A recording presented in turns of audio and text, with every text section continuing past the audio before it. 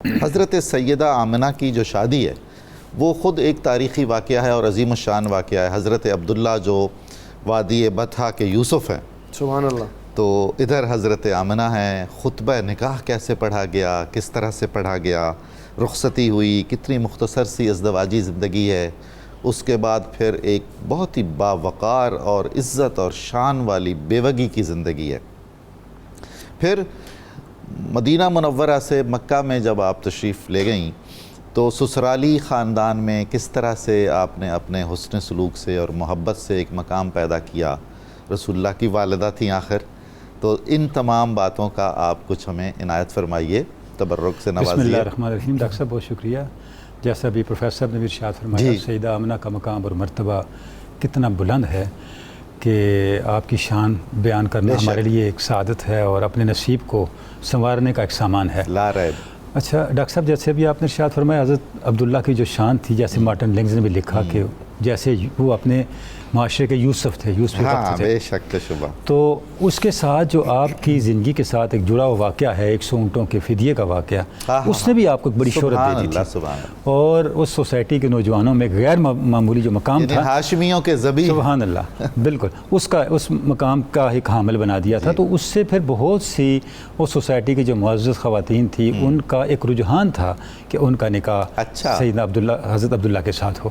اچھا، لیکن جیسا اللہ کی مرضی تھی، اللہ کی مشیت تھی، باوجود اس کے کہ بہت سے آپشن موجود تھے، لیکن اس پر لبیک نہیں کیا، اس کو اوکے نہیں کیا حضرت عبداللہ نے، اور حضرت سیدہ آمنہ کے ساتھ نکاح کا جو ہے وہ اہتمام ہوا۔ حضرت عبدالمطلب نے جب یہ دیکھا کہ قبیلہ بنو زہرہ کی اندر نکاح کیا جائے حضرت عبداللہ کا، تو وہ لے کے مدینہ طیبہ اس قبیلے کے پاس پہنچے اور وہاں پہ جا کے آپ نے ان سے رشتہ طلب کیا۔ جب سارا رشتہ کا معاملہ طے پا گیا تو اس کے بعد پھر نکاح کی تقریب ہوئی، جس میں حضرت عبدالمطلب نے خطبہ نکاح پڑھا۔ سبحان اللہ۔ اچھا، اس پوری معاملے کے اندر ہر جو اس کا ایونٹ ہے شادی کا، کس طرح تلاش کیا رشتے کو، رشتہ کس طرح طے پایا، ہر چیز ہی غیر معمولی ہے اور ہمارے لیے بہت رہنمائی کا سامان رکھتی ہے۔ لیکن اس میں جو خطبہ نکاح ہے وہ بطور خاص اپنے اندر بڑی معنویت کا حامل پیغام ہے۔ جب ہم اس خطبہ نکاح کو ڈاکٹر صاحب دیکھتے ہیں تو آپ دیکھیں کہ آپ نے شروع یہاں سے کیا کہ ہم اللہ کی نعمتوں پر اللہ کا شکر ادا کرتے ہیں۔ اس کا مطلب یہ ہے کہ حضرت عبدالمطلب خطبہ نکاح کا آغاز اللہ رب العزت کی حمد سے فرمایا۔ یہی حضرت عبدالمطلب کے موحد ہونے اور توحید کا قائل اور توحید پر ایمان کا حامل ہونے کی علامت ہے۔ آپ نے اور کوئی بات نہیں کی۔ آپ دیکھیں آج تک میں سمجھتا ہوں کہ وہی سنت جاری ہے، ہم نحمدہ و نصلی سے بات شروع کرتے ہیں۔ نحمدہ کیا ہے؟ وہی بات جو حضرت عبدالمطلب نے پڑھی، اور آپ سسن پر درود، یہ حضرت عبدالمطلب کی منشا ہے جس کو ہم آگے بڑھا رہے ہوتے ہیں۔ اچھا، اس کے بعد آپ نے کیا فرمایا کہ ہم اللہ کا اس پہ شکر ادا کرتے ہیں کہ اس نے ہمیں اپنے گھر کا ہمسایہ بنایا اور اپنے حرم کی سکون عطا کی۔ اللہ اکبر۔ اچھا، اب یہ جو شرف ہے بیت اللہ کا ہمسایہ ہونا اور بیت الحرم کا رہائشی ہونا، اب دیکھیں قرآن مجید نے اس کو بیان کیا۔ سورہ قریش کو ہم دیکھتے ہیں، کتنے مقامات ہیں جس میں قریش کی اس عظمت کو بیان کیا گیا۔ اس کے بعد آپ نے کہا کہ ہم اس پر اللہ کا شکر ادا کرتے ہیں کہ اللہ نے لوگوں کے دلوں میں ہماری محبت ڈالی۔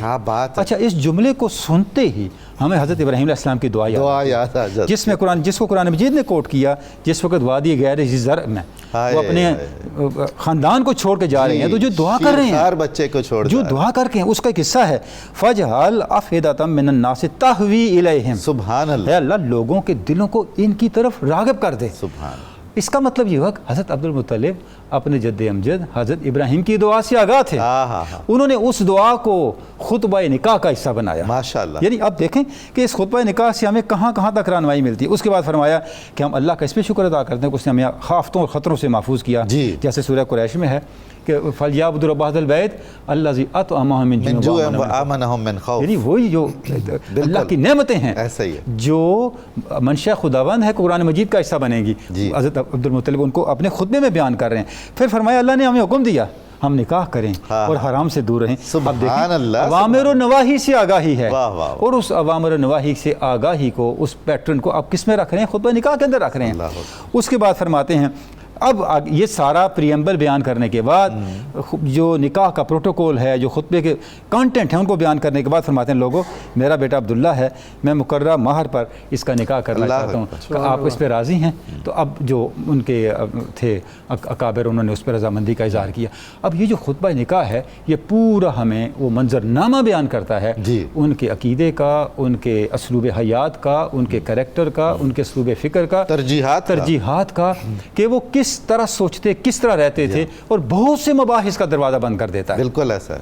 اس کے بعد شادی ہوا اور کم و بیش 3-4 دن تک ولیمے کی تقریب چلتی رہی، جس میں تاریخ ہمیں بتاتی ہے کہ صرف اہل مدینہ ہی نہیں بلکہ گرد و نواح کے لوگ بھی حضور ان کو بھی۔ یہ جو آپ فرما رہے ہیں نا، مجھے تو خیال آ رہا ہے کہ اللہ تعالیٰ نے پہلے ہی حضرت عبد المطلب کا نمک خوار بنا دیا قبائل اطراف مدینہ کو۔ سبحان اللہ، کہ یہاں عبد المطلب کے پوتے نے آنا ہے۔ دیکھیں ڈاکٹر صاحب آپ نے کتنی پیاری بات کی کہ حضرت عبد المطلب کا نمک خوار دونوں لحاظ سے بنا دیا، مادی لحاظ سے بھی، روحانی لحاظ سے بھی۔ روحانی لحاظ سے کیسے بنا دیا؟ خطبہ نکاح بتا رہا ہے، اور مادی لحاظ سے کیسے بنا دیا یہ جو تفصیلات ہمیں نظر آتی ہیں، 3-4 دن جس طرح گزرے، اور اس کے بعد پھر آپ واپس تشریف لائے اور مکہ المکرمہ تشریف لائے۔ تو یہاں پھر جیسے ہم جانتے ہیں بہت تھوڑا وقت جو ہے وہ حضرت واجی کی زندگی جو سیدہ ان کا گزرا، اور پھر ایک جو تجارتی سفر میں جب حضرت عبداللہ تشریف لے گئے، جب قافلہ واپس آیا شام سے تو اس میں حضرت عبد المطلب عبداللہ موجود تھے، اور پتہ چلا کہ آپ بیمار ہو گئے ہیں اور مدینہ طیبہ اپنے عزیزوں کے گھر رک گئے ہیں۔ تو حضرت حارث کو حضرت عبد المطلب نے جب بھیجا کہ آپ معلومات کے لیے جائیں، تو جو معلومات لے کے آئے وہ معلومات غم کی معلومات، دکھ کی معلومات۔